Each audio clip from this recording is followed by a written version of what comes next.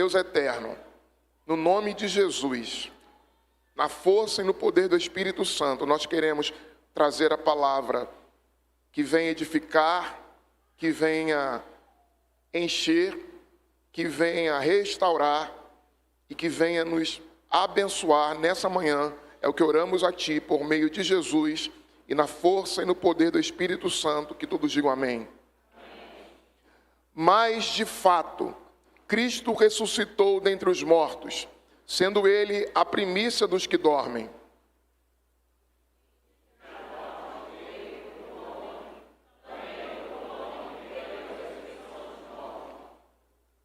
Porque assim como em Adão todos morrem, assim também todos serão vivificados em Cristo.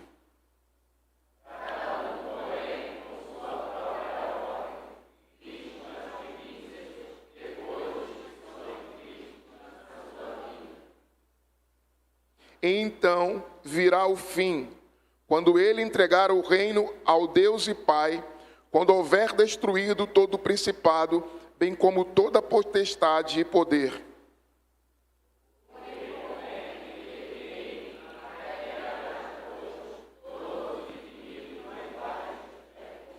O último inimigo a ser destruído é a morte.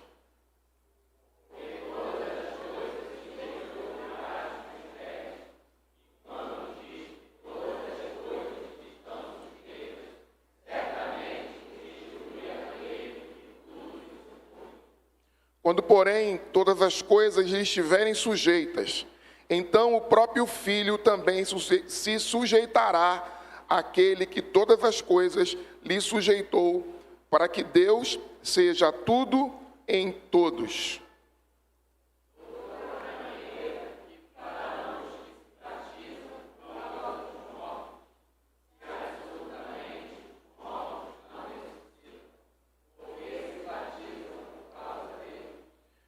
E porque também nós nos expomos a perigos a toda hora.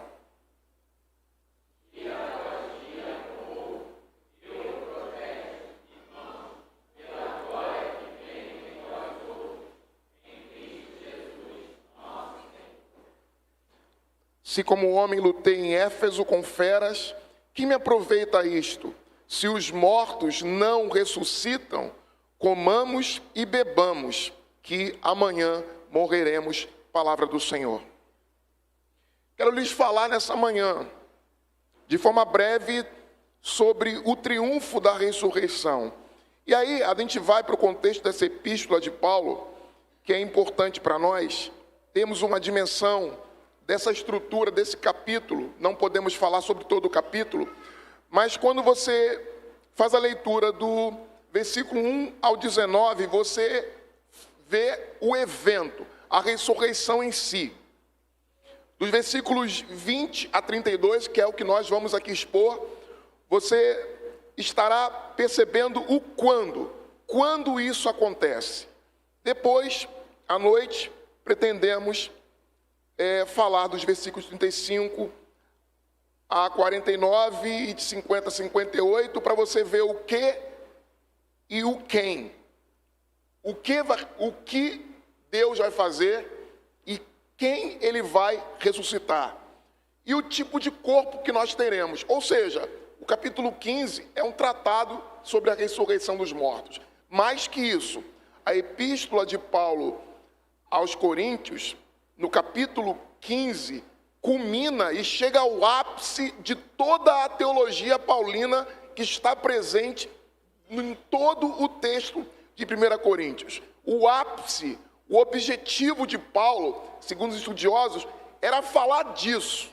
Ele fala de outras coisas, mas aquilo que é principal e mais importante para Paulo é falar da ressurreição dos mortos. Ele constrói vários argumentos até chegar no argumento mais importante e que vai solucionar os diversos problemas que estão presentes na igreja de Corinto, é quando ele fala da ressurreição dos mortos.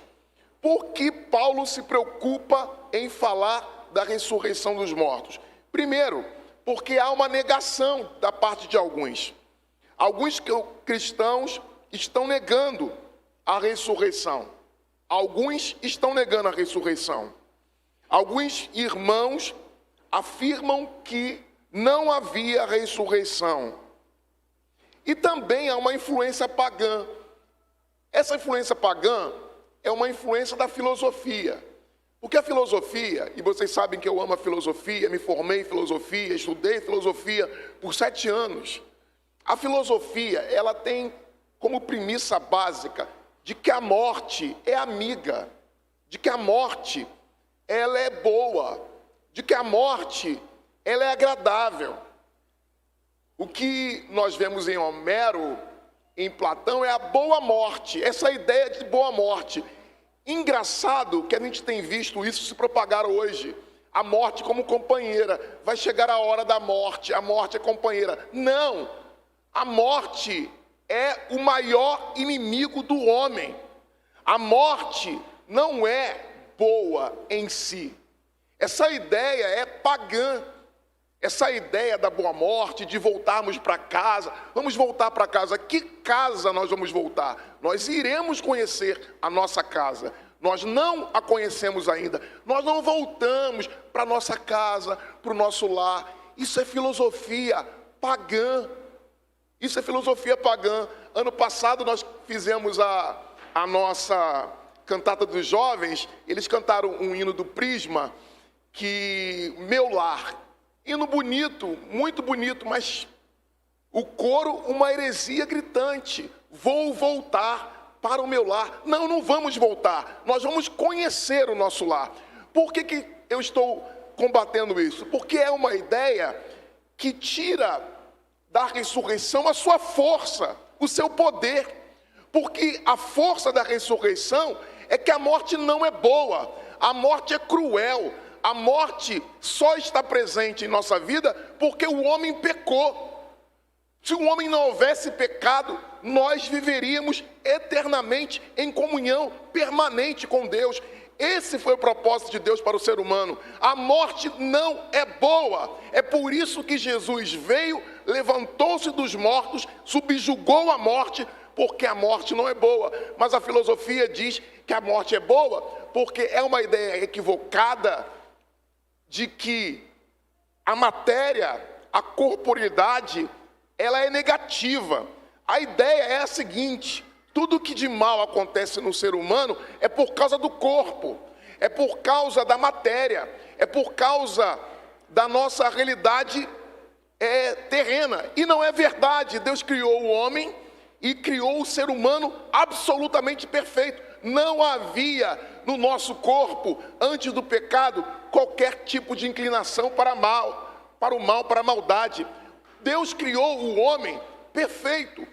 O pecado veio de fora do homem. O pecado não estava no homem. O pecado não tem origem no homem. O pecado tem origem em Satanás e na decisão equivocada do homem de ceder a ele. Então, com o pecado vem a morte. E a filosofia diz o quê?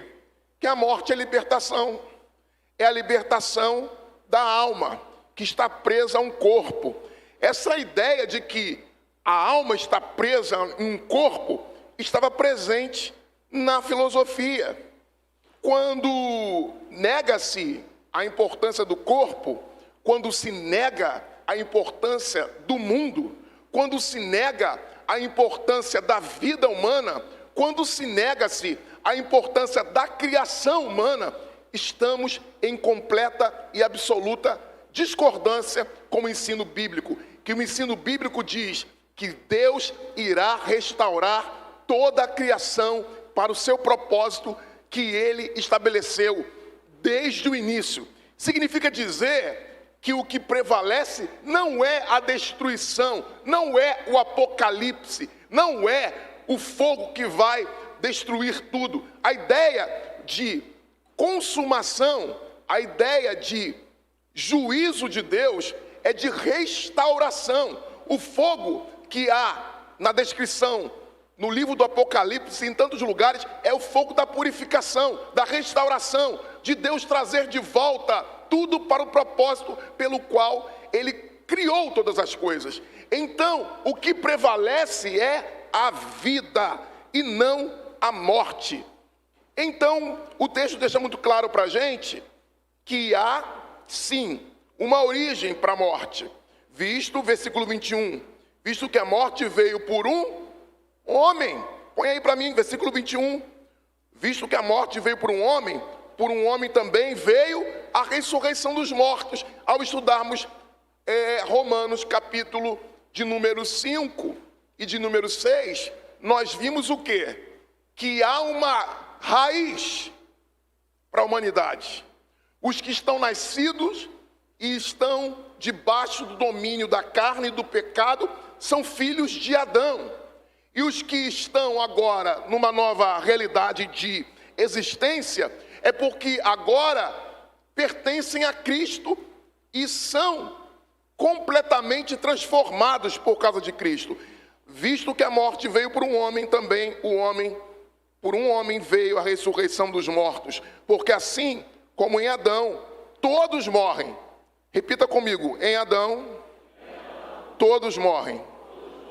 Em Adão, todos morrem. Assim também todos vivem em Cristo. No Novo Testamento, na oração que o Senhor nos ensina, ele diz: venha o teu reino, venha o teu reino, faça-se a tua vontade, assim na terra como nos céus. A ideia que Paulo transmite para nós aqui não é de destruição, não é de cessar a vida, não é de acabar o mundo, não é de que as coisas vão voltar para o pó, mas que Deus irá nos dar um novo céu e uma nova terra. Por que isso é importante? Porque quando achamos que o mundo que Deus criou, ele vai destruir e não vai sobrar pó nenhum, estamos pensando apenas de um lado da história. Deus nos dará um novo céu, Deus nos dará uma nova terra. O propósito de Deus será recuperado, porque a ressurreição dos mortos aponta para a realidade de que Deus tomou para si o controle de todas as coisas. E como isso acontece? Quando nós não vemos a ressurreição como algo que transforma a nossa realidade, que transforma a vida aqui, nós depreciamos o mundo, depreciamos o corpo, depreciamos a vida, depreciamos tudo que existe, porque não entendemos que a ressurreição dos mortos toca em tudo isso. Ou seja, a ressurreição dos mortos é a cura do mundo. A ressurreição dos mortos é Deus assumindo e salvando a humanidade inteira. É por isso que diz o texto bíblico que nós somos uma nova... O texto original diz: nós somos uma nova criação, porque não inclui apenas o ser humano, o indivíduo, mas inclui a natureza inteira. É por isso que em Romanos capítulo 8 fala que a criação inteira geme e espera a manifestação do povo de Deus, a manifestação do próprio Deus. Deus está curando esse mundo, irá curá-lo. Definitivamente o mundo será curado. Então a vida prevalecerá. Não o caos, a desordem, o mal, o pecado. Não a miséria e tudo mais que existe nesse mundo. Deus vai curar esse mundo. A morte veio por um homem. A ressurreição e a vida veio por um outro homem chamado Jesus de Nazaré. Louvado seja o nome de Jesus. Cada um, porém, a sua própria ordem. Como isso vai acontecer? Acompanhe comigo no texto. Como é que isto vai acontecer? E por que é importante sabermos isso? E aí nós vamos para a consequência da negação da ressurreição que estão nos versículos anteriores. As consequências da negação da ressurreição, primeiro, quando nós negamos a ressurreição, fica claro que a pregação é vazia, a fé é inútil, o testemunho é falso, a perda dos mortos, porque se a ressurreição não aconteceu, aqueles que morreram em Cristo estão sepultados. Pense nos irmãos que já morreram. Pense nesses que já morreram. Se a ressurreição não existe, eles estão perdidos. Não há o que esperar. Eles se foram e não haverá solução para isso.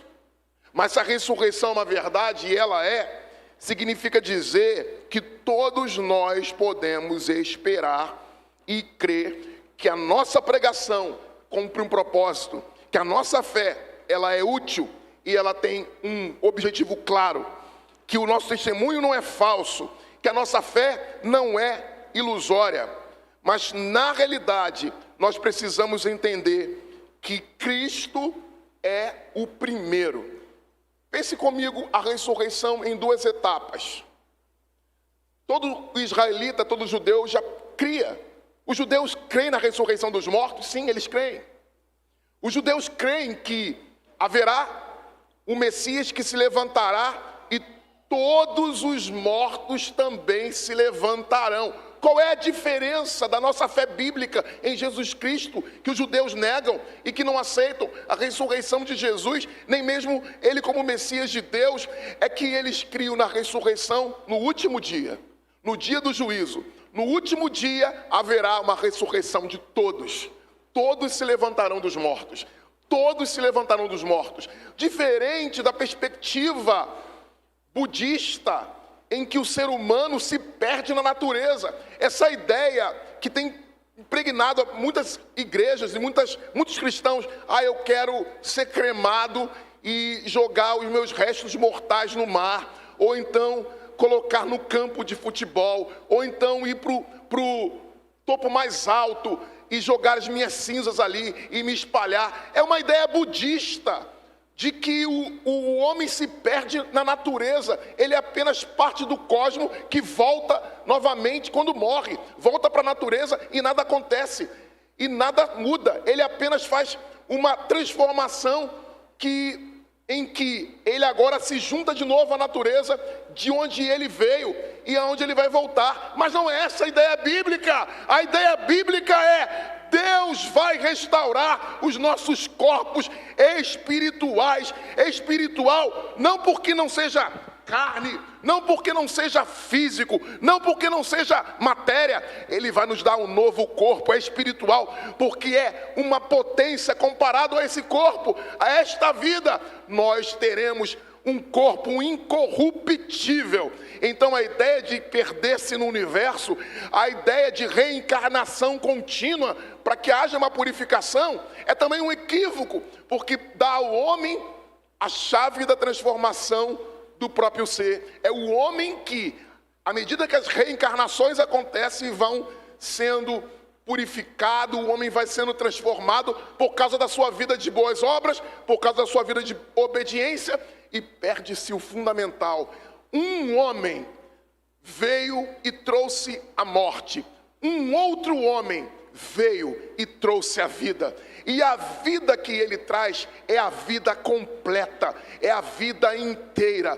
Porque eu e você somos criaturas do próprio Deus, a imagem e semelhança dele. E quando nós morrermos, e quando nós formos sepultados, o nosso corpo esperará o dia final, em que Cristo nos levantará dos mortos, e o nosso corpo será um corpo glorioso, um corpo pleno, perfeito, sem dores, sem fraquezas, sem humilhações, sem fragilidades, sem a dualidade do pecado. As coisas velhas vão passar e nós teremos a intensidade plena da vida, porque o céu não é um lugar monótono onde tocamos harpa. O céu não é um lugar onde nós vamos viver uma vida menor, indigna. Deus nos dará o governo do novo céu e da nova terra. E isto é vida, vida verdadeira, vida que não cessa, vida que não termina. Haverá banquetes, haverá coroação, haverá glória na ressurreição. Mas em dois estágios acontece: primeiro Cristo e depois os que são dele. Ou seja, ele ressuscitou dos mortos, nós ressuscitaremos dos mortos.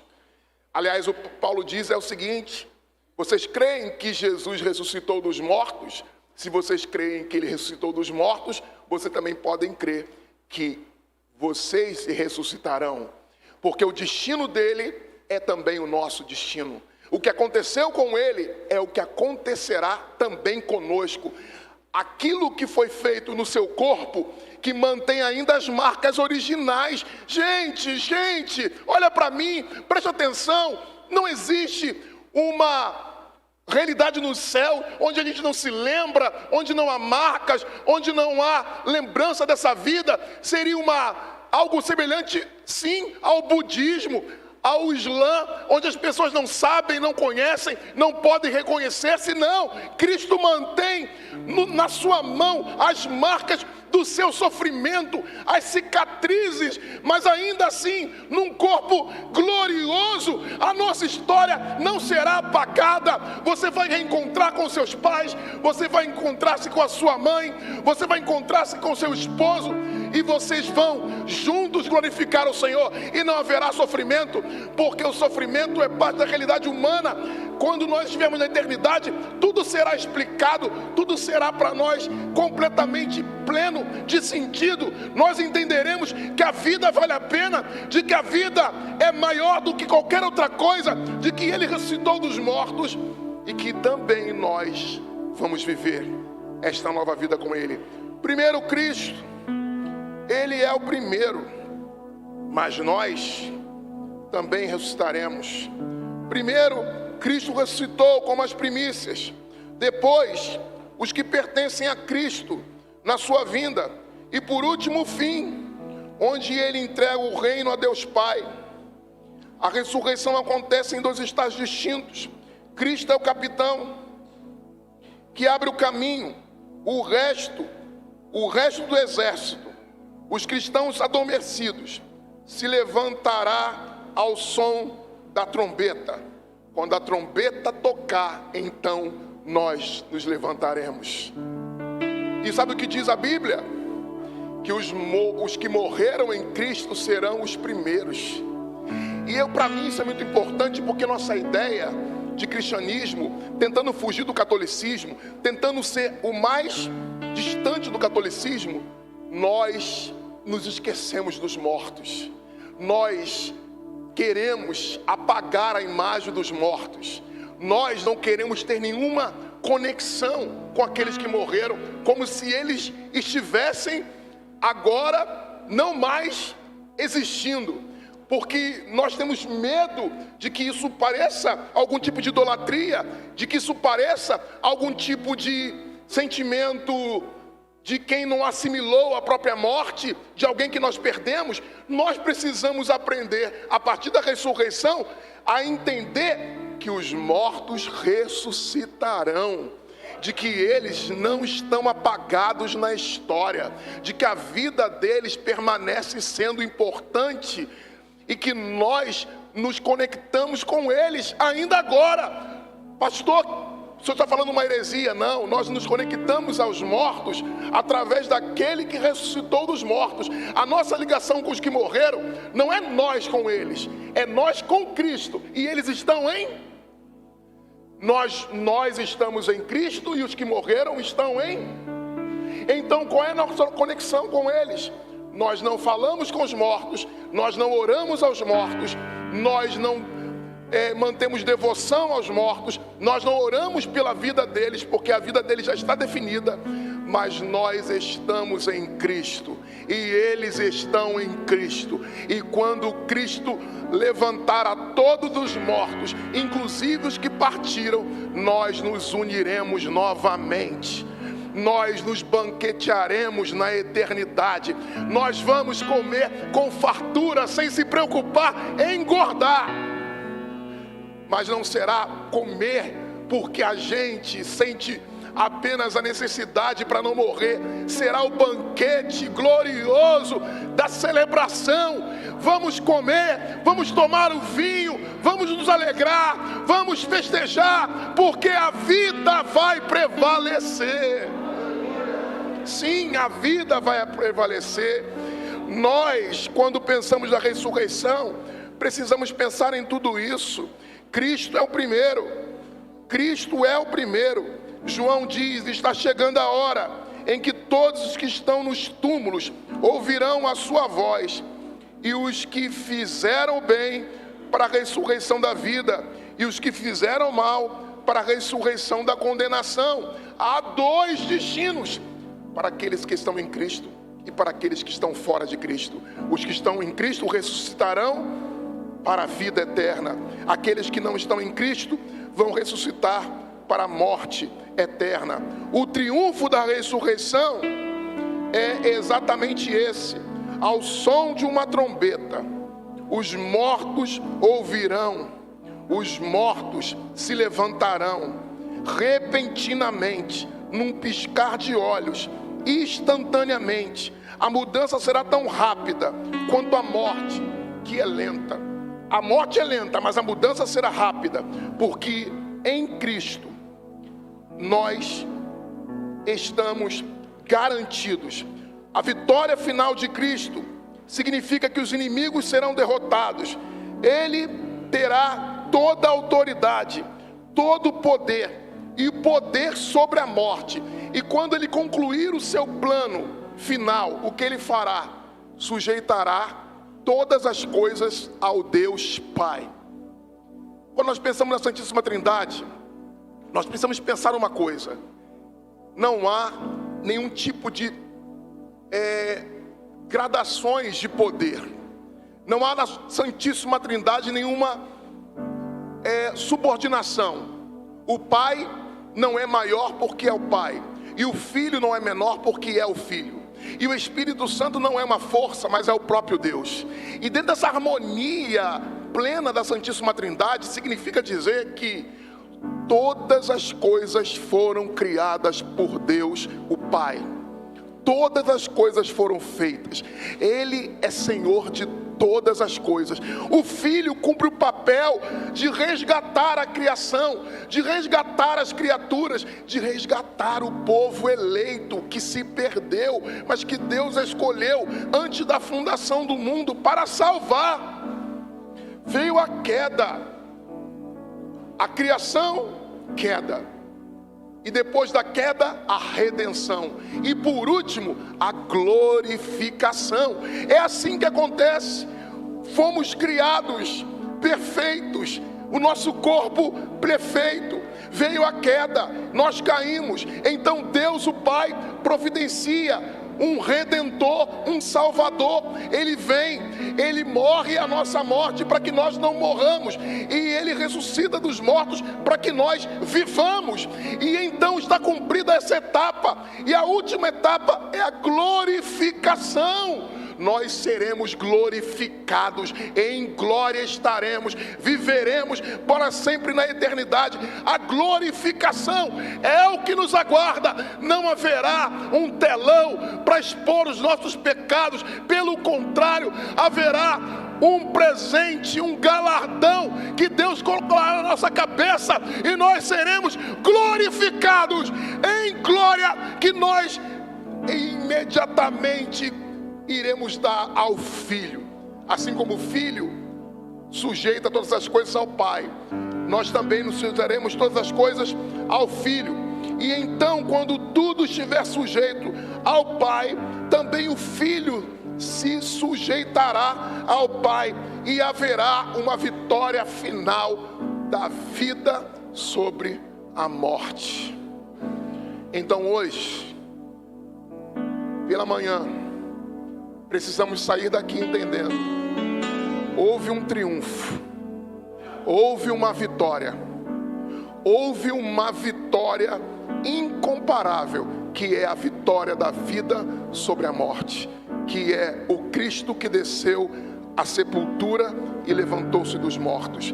Nós não estamos aqui para comer bombom, nós não estamos aqui para comer chocolate, nós estamos aqui para cantar: vem, Senhor Jesus, e traz a sua vida. Vem, Senhor Jesus, e traz os mortos, os que ficaram. Traz, levanta-os e nos ergue também. Nos transforma e levanta os que partiram, para nos encontrarmos novamente e podermos viver a plenitude com os nossos irmãos, sabendo que o que vai prevalecer será a vida e não a morte. Será que os nossos corpos serão transformados e em glória nós estaremos, nós viveremos, onde não há nenhuma possibilidade de mudança. O homem não poderá mais pecar, não haverá o risco de uma nova queda. Deus aperfeiçoará a todos nós e para sempre viveremos a vida eterna.